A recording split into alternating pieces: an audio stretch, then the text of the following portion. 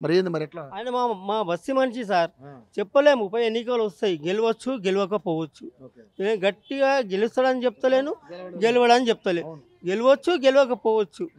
అంతే. సో ఆయనకంటే గొప్ప లీడర్ ఎవరైనా ఉన్నారా ఇక్కడ వేరే పార్టీ నుంచి? ఆయన కంటే గొప్ప లీడర్ అంటే ఉన్నారు సార్. కాకపోతే ముందుకు రారు. ఉన్నారు.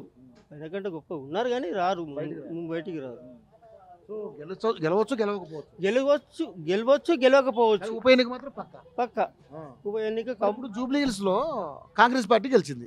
ఎందుకంటే అది ఆల్రెడీ బీఆర్ఎస్ పార్టీ సీట్, అది కాంగ్రెస్ పార్టీ గెలిచింది. మరి అధికార పార్టీకి ఓటేస్తే గెలుస్తారని నమ్మకం ఉంది కాబట్టి ఇక్కడ కూడా అలా అయ్యే అవకాశం ఉందా?